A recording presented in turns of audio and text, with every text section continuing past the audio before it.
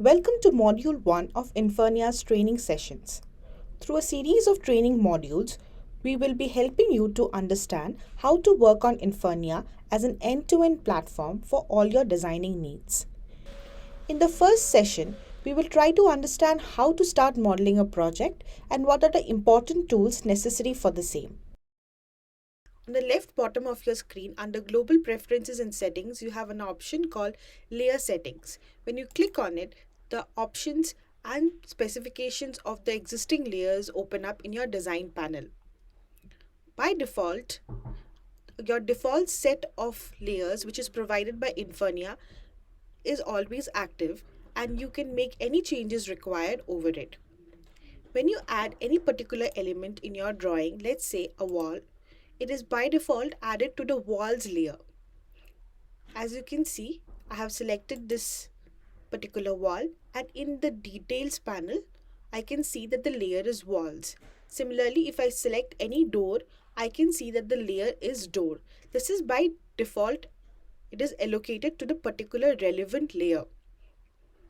Secondly, if I want to make any change to which layer this particular door needs to go into, then I can click on the drop down menu next to doors and I can see the different layers that are available for me to add it to.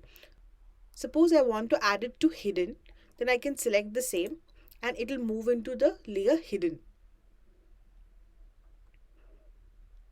Secondly, when you click on the layer settings option, you will see the different layers that are now active and in use in your drawing. When you click on the option on the left side of the layer name, you can change the visibility of the layer. Suppose I'm clicking for the walls layer, the visibility is turned off, and when I click again, the visibility is turned on. You can use this option for the ease of working as and when required. Secondly, if you want to add any new layer to your drawing, then you can click on the add layers option and a pop-up window opens wherein you have to insert the name that you want. Suppose I want to name this as toilet doors. I can also specify the line color that I want to use. Let's say I'm using red, and the thickness for the purpose of drawings. Let's say I'm using 15 mm and I can click on create. As you can see, another option called toilet doors is now created. So suppose if I'm selecting this particular door and I go into the drop down and I can add it to the toilet door option. Preset templates help you create uniformity of presentation across your organization. It also saves time and effort of designers so that they don't have to set all the preferences settings for new projects before starting. It reduces chances of error and acts as a guideline that can be followed when starting any new project. Let's understand how we can set templates which can be used across the organization. Open the project where you have the set design and hover over the design that you want to set as a template.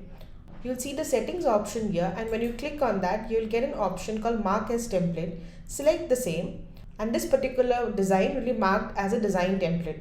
So whenever you start any new project, this will be shown under organization templates for you to select from.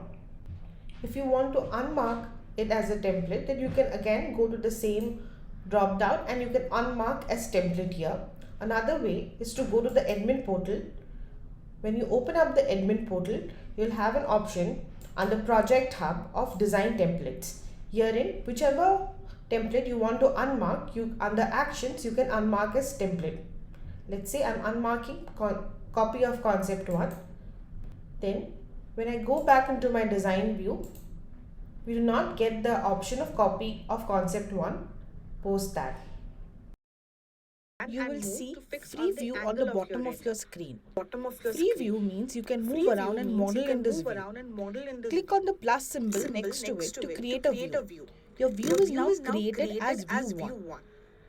Click on that to select that view. Then select the settings button next to it and check the lock view option. Now your view is locked so that the view you have set does not change. You can to go make back any to changes to preview the to model make any again. changes to the model again. You can also rename the You view can if you also want. rename the view if you Go to the want. Renders tab and select Render. Let's see On the how we can settings create next rich to flow any of the plans and view elevations options for that our you have presentations. created. Click on the settings next to any of the view options that you have created. When you click that, you will be able to see a rich floor plan option. In this view, you can see the textures of your floor and furniture is reflected. This sort of a view is typically used in your presentations.